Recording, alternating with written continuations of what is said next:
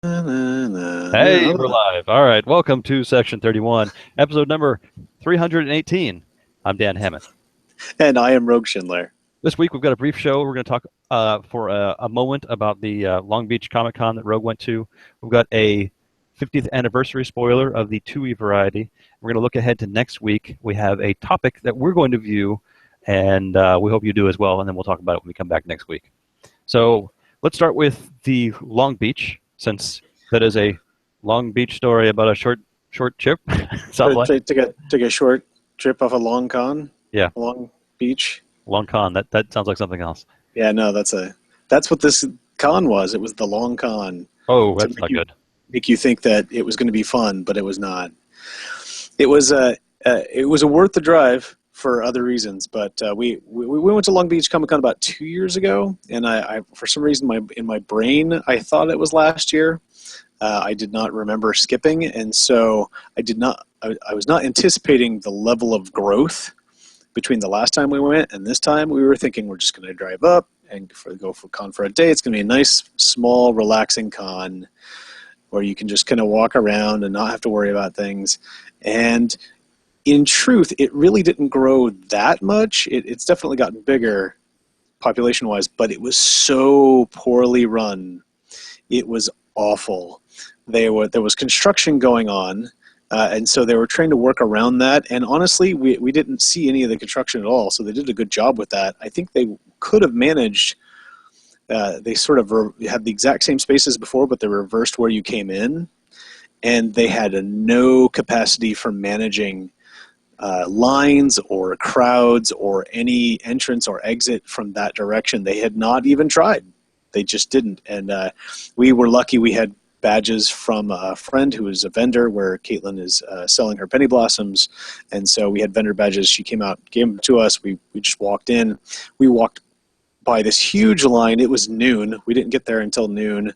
People had been lining up for 3 hours just to pick up their badges. And it was still winding around. And I kid you not, we walked along that line to get to where we were going into the con.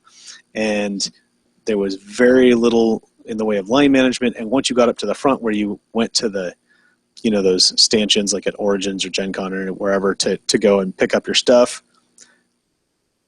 no management at all. Like you could have just walked up to there and got your stuff.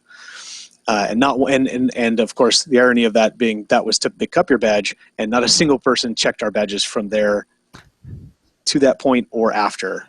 Like nobody even looked at our badges. So it sounds like they've got some growing pains. Yeah, so it was really kind of an issue. And then by the time we thought we were going to be later and, kind of after the rush and just kind of wander around. And so by the time we got there, it was just as everybody was finally getting in.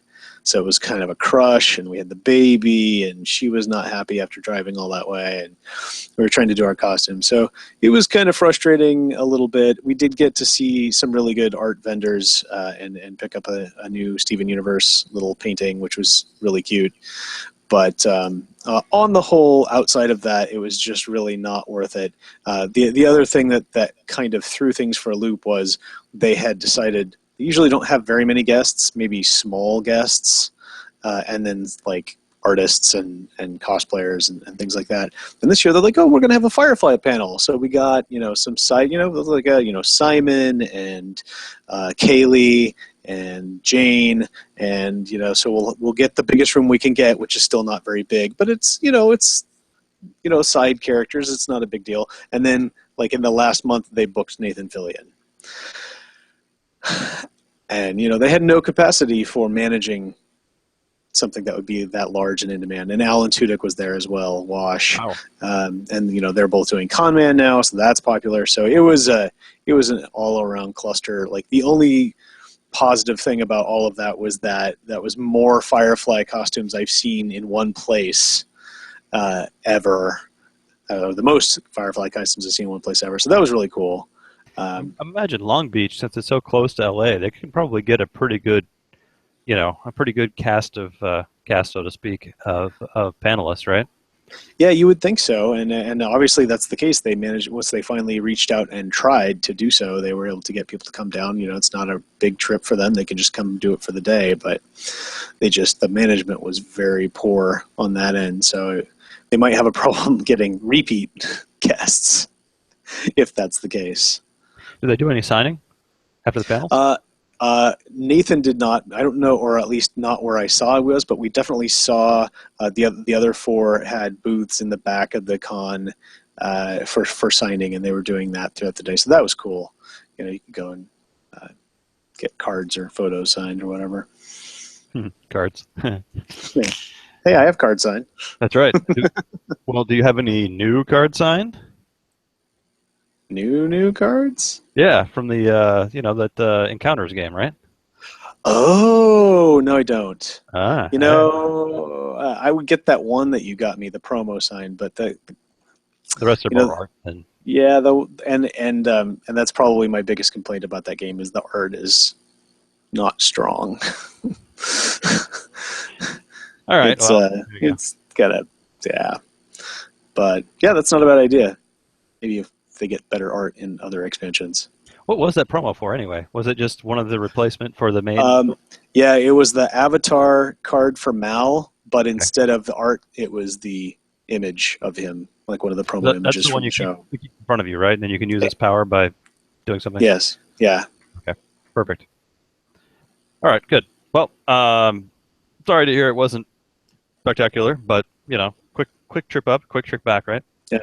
Well, the upside was I managed to find out from some local poker hunting groups that the whole restaurant area right across the street from there is a huge Pokemon hunting grounds. Like legend, like people come from all over LA and Orange County to come to this Long Beach.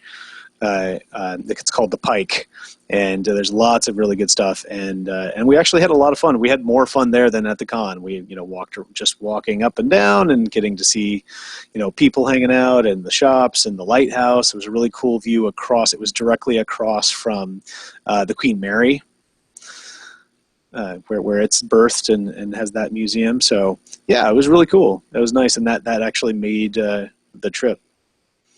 Is it the same lighthouse we passed on the way out in the boat? No. Okay.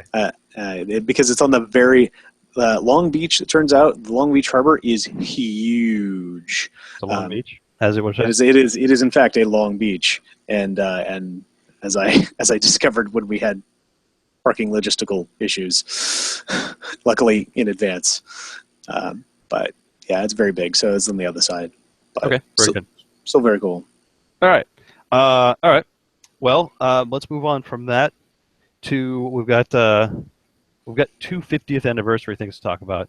The first, we were pointed toward James Heaney, one of the guys from the boards, has been working on this Starship Excelsior. They had a 50th anniversary episode, and they got a lot of Star Trek talent to join in. So we're going to listen to that in preparation for next week. If you can find it at starshipexcelsior.com, and go find the 101 minutes, 8th of September. I think that's it. The Tomorrow's Excelsior, is that the episode? I'm not sure, but we'll find out. We're going to listen to at least one episode and then chat about it next week. So take a look at that. Go up to starshipexcelsior.com, have a listen, and we'll talk about it next week. That was a celebration of the 50th anniversary, so they've got a lot of cool stuff, and I'm looking forward to listening to it because that sounds fun to me. Yeah, it sounds pretty cool. Very good. Once we do that, we will remember that we were in the middle of another project about listening to episodes of things, and We'll probably get back to that. So we'll do Starship Excelsior, and then we'll jump back in time to those Peter Pan albums and listen to a few extras. Yeah. Sound like a plan? Yeah, it sounds good. All right, excellent. So that leads us to the last 50th anniversary thing for today's show, which is a spoiler. As mentioned, this is a second edition spoiler, and I'm going to go ahead and put it up on the screen here. You want to go? Sure. So this card, and I could just see it, knowing the people who worked on it and knowing the story elements of it and looking at it, like I know there was at least one person who was likely desperate to call this card, I need my pain. Ooh, nice desktop. Thanks. There we go. But this is called Essential Regrets, which I can see is an elegantly worded form of I need my pain. I figured I need my pain would be the lore, right? Yeah, well, and this is everything but. This is totally you put the tagline as the card title, and then the rest of the dialogue after that as the lore, and that's what this is, except that they don't have the title. Right. Anyway, I'll read yeah, the go text. ahead. I'll let you read the quote because that'd be more entertaining. Sure. It's an interrupt. It is 39v6. The text says, when your personnel with integrity greater than 6 is facing a dilemma that is about to return to its owner's dilemma pile, stop that personnel to overcome the dilemma. So something was going to bounce. If you've got a high integrity personnel, 7 or more, you can stop them, play this this interrupt, and then it's overcome, and so you don't have to see it again. And that's one more under the mission. Nice. I imagine that would be nice for Borg as well, because then once it's under, you can overcome it, right? Right, because you can adapt to it. Yeah, sure. Adapt to it. If you can manage to find a Borg personnel with integrity greater than 6. There might be one. With bonuses. Yeah. I bet. Now that I think about it, maybe some of the yellow, the AU Unimatrix, the Unimatrix Zero folks. Yeah. Dissident. Dissident. That's the word I'm looking for. All right. We got there eventually. Yeah, sure. Speaking of. Yes. So that looks pretty straightforward and also obviously very useful. All the dilemma piles with bouncing dilemmas from the big events this year. So good addition. The lore, as we mentioned, seems to key off of that very key line from Star Trek V. I need my pain. And then you took it away, so I can't read it. Oh, I thought you had it open. No, I was reading it. Well, I did, but okay, I'll read it here. It says, "Damn it, Bones, you're a doctor. You know that pain and guilt can be taken away with a wave of a magic wand. They're the things we carry with us, the things that make us who we are. If we lose them, we lose ourselves." Brilliant. All right. As much of the original intonation as I can remember. Yes, yeah. Brilliant. All right. So that's fun. Another fun card from the 50th. I have been enjoying.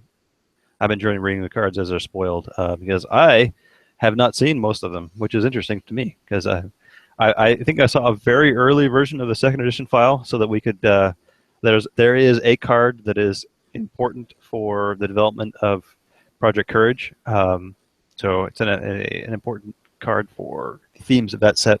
So we've been testing with it, but other than that, all these are new. Like today's card, Combined Task Force, another not Warp Core. What is that?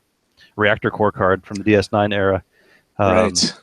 Kind of a Federation Klingon go beat people up deck. So that looks fun. And that looks really cool. I've been seeing a lot of troubles too. Yeah.